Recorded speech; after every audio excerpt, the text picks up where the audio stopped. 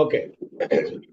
దైవ గ్రంథంలో నుండి ఆదికాండం నుండి కొన్ని విషయాలు, యాకోబు జీవితంలో నుండి కొన్ని సంగతులు మనం వస్తున్నాం. From the book of Genesis, these days we have been studying certain spiritual truths from the life of Jacob. యాకోబు జీవితంలో ఈరోజు కొన్ని విశేషమైన విషయాలు గ్రంథంలో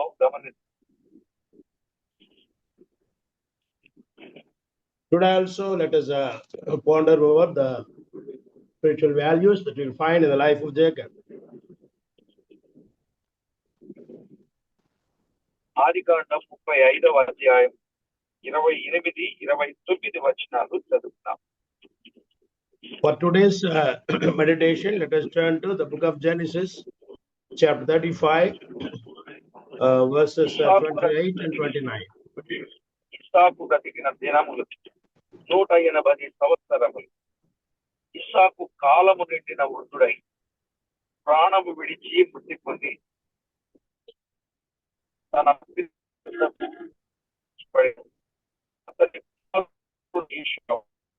యాకోబు అతని పాతి పెట్టిరి. These couple of verses, they go like this in English. On the days of Isaac were 114 years, and Isaac gave up the ghost and died, and was gathered up unto his people, being old and full of days, and his sons Esau and Jacob married him. దైవలేఖనం కొరకై ప్రార్థన చేసి వాక్యాన్ని ధ్యానించండి. Let us wait upon the Lord in prayer so that He will help us to glean the spiritual truth from this portion. మహాగరుడవైన మా దేవ, సర్వాధికారి అయిన మా ప్రియ ప్రభు, ఈ గణనామానికి వేలాది వందనాలు, ప్రచారం కొట్టు స్తుతులు స్తోత్రములు చెల్లిస్తున్నాము. Our Father in heaven, you are the most exalted Father. You are most honorable, and we esteem your name and we honor you, Father. చదువుబడిన లేఖన భాగమును దీవించి మా అందరితో మీరు తేటగా మాట్లాడి మీ నామమునకే మహిమ ఘనత ప్రభావములను ఆరోపించుకున్నామని కోరుచు. Please speak to us certain spiritual things from the portion that we have read, thereby attribute glory and honor to your name only, Father. మా ప్రభు రక్షకుడైన క్రీస్తు యేసు నామమున స్తుతించి వేడుచున్నాము తండ్రి. In the precious name of Lord and Savior Jesus Christ, who have in this prayer. Amen. Amen. ప్రభునందు ప్రియులారా, మనము ఆదికాండం 35వ అధ్యాయం 28-29 వచనాల్లో తండ్రిని సమాధి చేసిన యాకోబును చూస్తున్నాం. In these couple of verses, we see Jacob honorably burying his father's deceased body.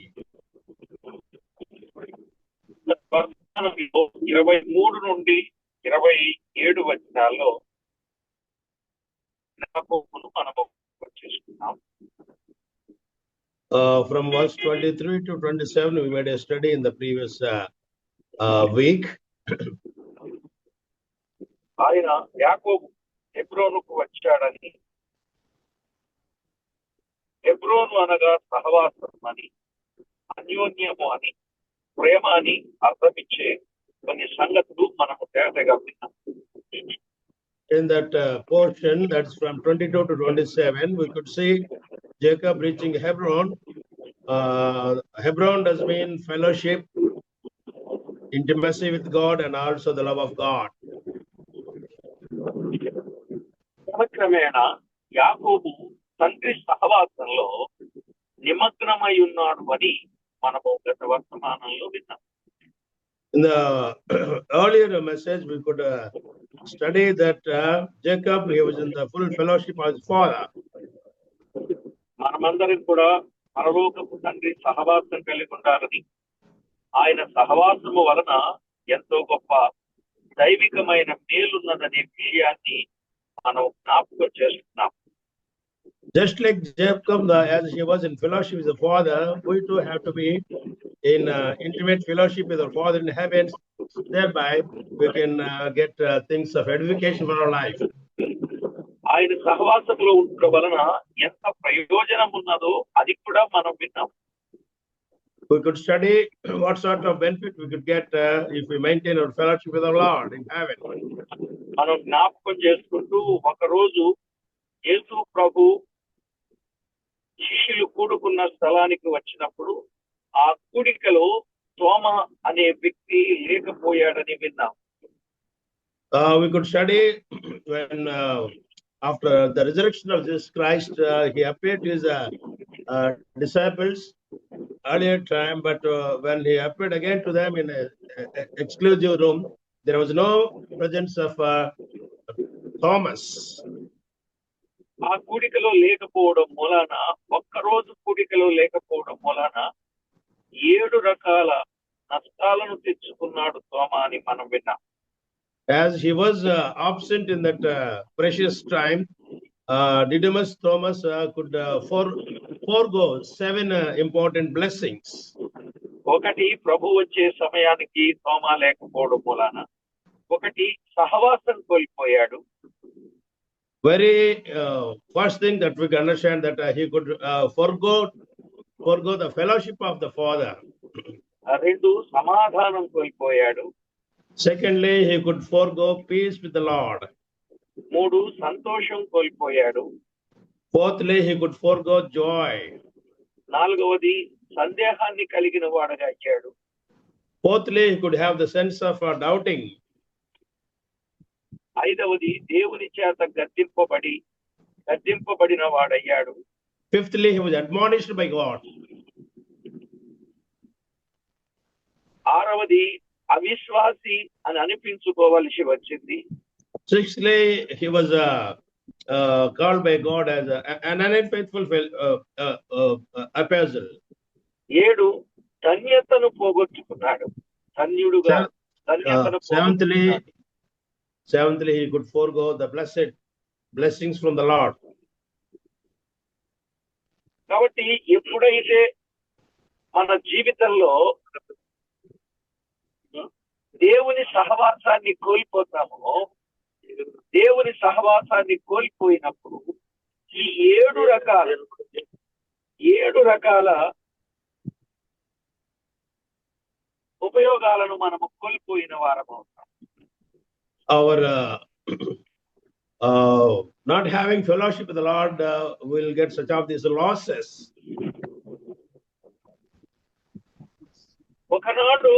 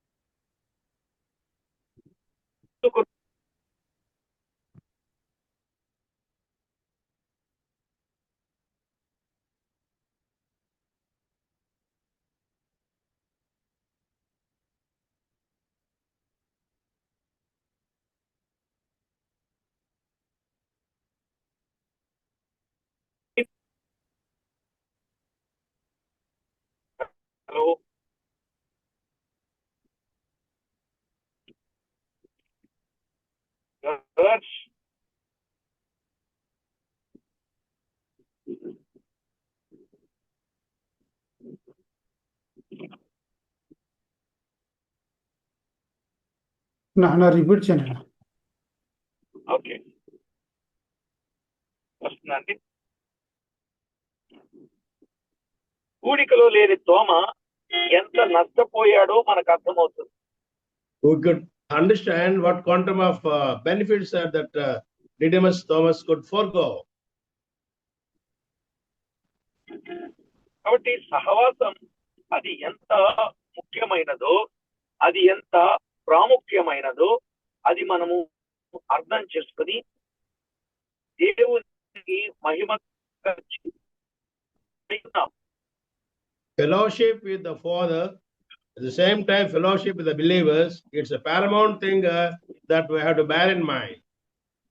ఒక విధంగా చెప్పాలంటే తండ్రితో సహవాసం చేయని ఏ ఒక్కరైనా పోయారో మనకు ఒక గొప్ప పాఠాన్ని మనం నేర్చుకున్నాం. It's a great lesson that we should not lose fellowship with our Father.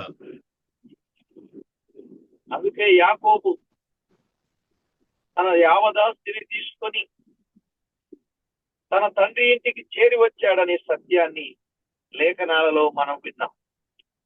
In the scriptures that were read in chapter 35, verses 22 to 27, Jacob could understand the value of the fellowship with the Father. That's why with all the earnings and also with all the things that he acquired in that far-off land, he's coming to the presence of his father in Hebron. కాబట్టి ప్రభునందు ప్రియులారా, ఏ ఒక్కరైనా దైవ లేఖనంలో వ్రాయబడిన వాస్తవం తండ్రితో సహవాసం చేశాడు. ఇప్పుడు తండ్రిని సమాధి చేసే గొప్ప భాగ్యం యాకోబునకు కలిగింది. In the following two verses, we can see Jacob he's giving an honorable cremation to the dead body of his father. ఇస్సాకు కాలము నిండిన వృద్ధుడై మృతి పొందాను. ఇస్సాకులో దీర్ఘాయువు చూచుచూ ఉన్నాము. Isaac, he died there and he died at the ripe age of his life. దీర్ఘాయువు అనేది ఆరోగ్యమునకు కారణం. A longevity of life, it is symbol for a good health. యోబు గ్రంథం 21వ అధ్యాయం 23-24 వచనాలు మనం చదువుకుంటే, if we can turn to the book of Job, chapter 21, verses 23 and 24. ఒకడు తన కడువలో పాలు నిండి ఉండగను, తన ఎముకలలో మూలుగా బలిసి ఉండగను, సంపూర్ణ సౌఖ్యము నెమ్మదియు కలిగి నిండు ఆయుష్యముతో మృతి నొందును అన్నాడు. In English, it goes like this: one dieth in his full strength, being wholly at ease and quiet. His breasts are full of milk, and his bones are moistened with marrow. కాబట్టి ప్రభునందు ప్రియులారా, దైవ లేఖనంలో మనము గమనిస్తే దీర్ఘాయువు అనేది ఆయుష్కు, ఆరోగ్యం అనేది దీర్ఘాయుష్కు కారణం. Good health, sound health is responsible for longevity of life. సామెతల గ్రంథం 10వ అధ్యాయం The book of Proverbs, chapter 10, 27వ వచనంలో యెహోవా యందు భయభక్తులు కలిగియుట దీర్ఘాయువుకు కారణం అన్నాడు. In English, it is like this: when he prepared the heavens, I was there. When he set a compass upon the face of the depths. కాబట్టి ప్రతి ఒక్కరు గుర్తించండి, దేవుని యందు భయభక్తులు ఎవరైతే కలిగి ఉంటారో వారికి దేవుడు తప్పనిసరిగా దీర్ఘాయుష్యుని ఇస్తాడు అని ఇక్కడే వ్రాయబడింది. In Proverbs chapter 20, verse 27, the fear of the Lord prolongeth the days. Yeah. అందుకే బైబిల్ గ్రంథంలో మనం చూసినట్లయితే భయభక్తులు కలిగిన వారందరూ కూడా వృద్ధాప్యమందు, ముసలితనమందే వారు మరణించినట్లుగా మనము చూడగలం. In plenteous characters in the Bible, we can see people who could have that reverential fear toward the Lord, they could live a life of longevity. కనుక ప్రతి ఒక్కరూ తేటగా గమనించండి ప్రియులారా, దేవుని యందలి భయభక్తులు మనము కలిగి ఉండాలి. దేవుని యందు భయం అంటే, భక్తి అంటే పాపానికి దూరంగా దేవునికి దగ్గరగా జీవించడమే దేవుని యందలి భయభక్తులు. Reverential fear does mean that we have to flee away from the sin and we have to come nearer to the Lord. ఇస్సాకు యోగ్యుడిగానే ఉండి మరణించను అనే విషయాన్ని చూస్తున్నాం. Isaac, he died at his ripe age. ఎందుకంటే అబ్రహాముకు 3 భార్యలు, Abraham used to have 3 wives. యాకోబుకు 4 భార్యలు, Jacob would have 4 wives. ఇస్సాకు నాకు ఎంతమంది అండి? How many wives did this Isaac had? ఒకరే వెరీ గుడ్. ఇస్సాకునకు ఒక్కతే భార్య. Isaac could have only 1 wife. తన శీలమును, తన సాక్ష్యమును ఎంత జాగ్రత్తగా కాపాడుకున్నాడో చూడండి. Thereby we can understand that Isaac could maintain his spirituality. పౌలు చెప్పినట్టు విశ్వాసము కాపాడుకొని పరుగు తుదముట్టించి సంతోషముగా ప్రభు సన్నిధికి వెళ్ళాడు. Just like Paul said in his days of his death, I have kept up my faith, I have run the race, the good race, and I have maintained that spirituality. దేవుని భక్తులుగా మన మరణమిట్లో ఆలోచన చేయండి. Just like the deaths of those exterior believers, we have to think about our future and also how we are going to die. బిలాము అన్నాడు, నీతిమంతుల మరణము వంటి మరణము నాకు లభించునుగాక అన్నాడు. Balaam, he could say that just like the death of the righteous people, I too could have such a death. సంఖ్యాకాండం 23వ అధ్యాయం 10వ వచనం. For that we can turn to the book of Numbers, chapter 23, verse 10. ఆశ మంచిదే, కోరిక మంచిదే, కానీ Of course, he had that good desire. దుష్టులతో మరణము పొందినట్లుగా మనము చూస్తాం. He could die with the wicked people. సంఖ్యాకాండం 3వ అధ్యాయం 13వ వచనంలో చంపబడ్డాడు ఖడ్గముతో అని వ్రాయబడింది. In the book of Numbers, chapter 3, verse 11. Is it so? Numbers?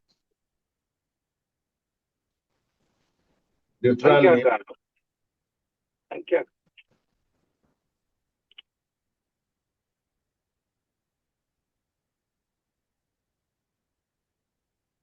దుష్టులతో చంపబడిన వాడుగా చూస్తున్నాం.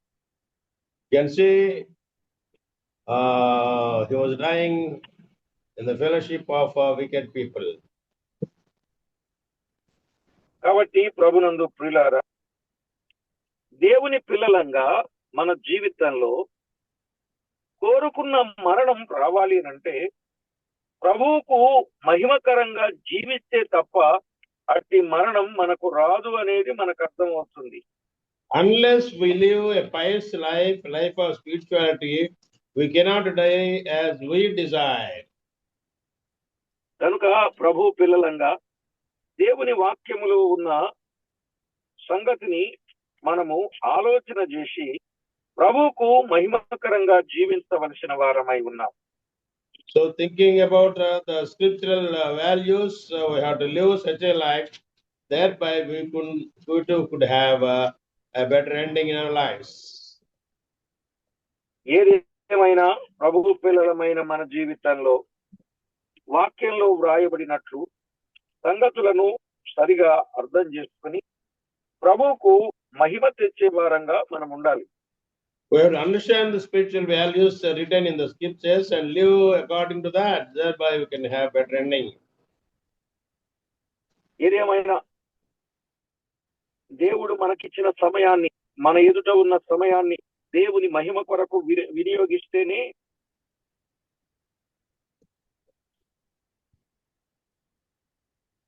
if we spend our time as per the wish and will of the Father, then we can have a better ending.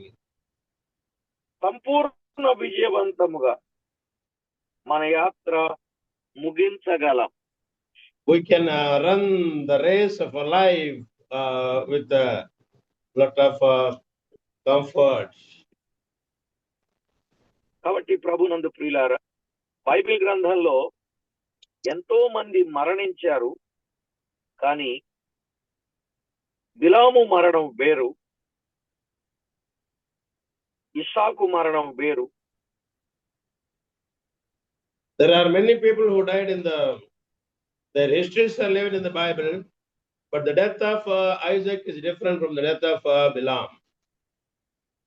నిజమే.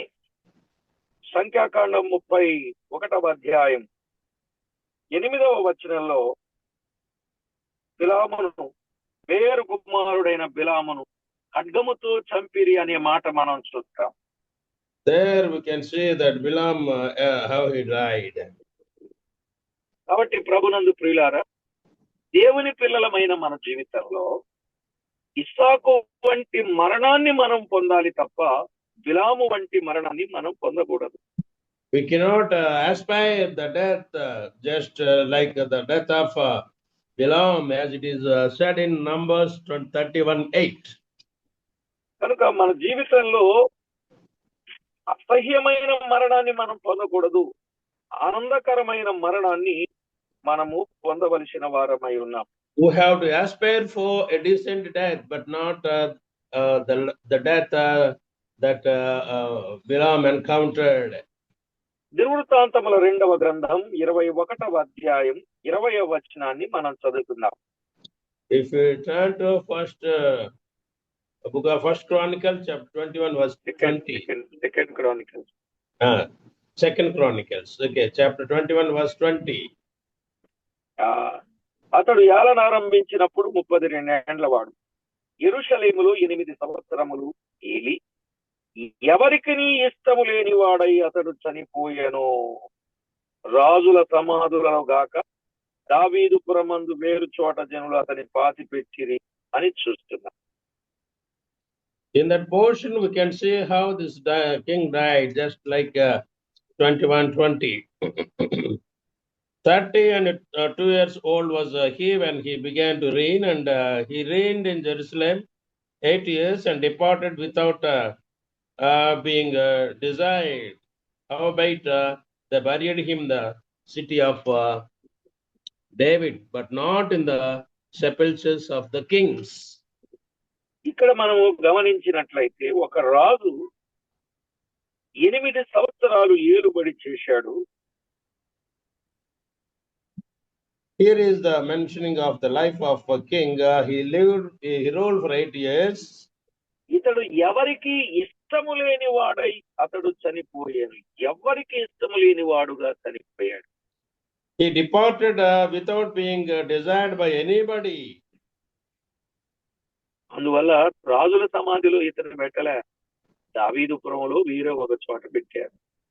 So he was not buried among the tombs of the sepulchres of the kings, but he was buried in one of the places of David's city. కాబట్టి ప్రభునందు ప్రియులారా, విషయాన్ని మనము జ్ఞాపకం చేసుకున్నప్పుడు అతడు ఇష్టము లేకుండా చనిపోయి, ఎవరికి ఇష్టం లేకుండా చనిపోయి, కానీ మనం చనిపోయేటప్పుడు అందరికి ఇష్టం కావాలి, విశేషంగా దేవునికి ఇష్టంగా చనిపోవాలి. So when he died without desirable to anybody, but we could not die like that, but we must be desirable to God alone. ఆ విధంగా మనల్ని మనము సిద్ధపరుస్తున్నాం, ప్రార్థన చేస్తున్నాం. Just like that, let us prepare our lives. పరిశుద్ధుడవైన మా తండ్రి, గనుడవైన మా దేవ, మీ గణనామానికి వేలాది వందనాలు, కోటానుకోట్లు, స్తుతులు, స్తోత్రాలు చెల్లిస్తున్నాం. Our Father in heaven, you are the holy God. We venerate your name, Father. We thank you for this time. చదవబడిన లేఖన భాగమును దీవించి మా అందరితో మాట్లాడి నీ నామానికి మహిమ ఆపాదించుకున్నందుకు స్తోత్రం. So you have spoken to us through the word that we read today. For that we thank you, Lord, that you have taught us many spiritual lessons. ఇస్సాకు మరణించగా తన కుమారుడని యాకోబు చక్కని సమాధి చేసినట్లుగా చూస్తుంది. When Isaac died, his sons, they gave him good burial. మేమెప్పుడు ఎలా చనిపోతామో తెలియదు, కానీ We don't know our ending, Father. చక్కని సమాధి మాకు మీరు అనుగ్రహింపచేసే దేవుడవు గనుక మీకు కృతజ్ఞత. You will definitely give us a good worrying. For that, we thank you, Lord, in advance. విశేషంగా శారీరము అక్షరార్థమైన సమాధి ఏమో గాని మా ఆత్మ ఎల్లప్పుడూ మీ వద్ద జీవించేదిగా చేశారు, అందుకై వందనాలు. Even though our bodies will be buried on the ground, but our souls are they're redeemed and they are with you always. మా కొరకు మీరు చేసిన ప్రతి పుణ్య కార్యాన్ని బట్టి కృతజ్ఞతాస్తుతి స్తోత్రాలు.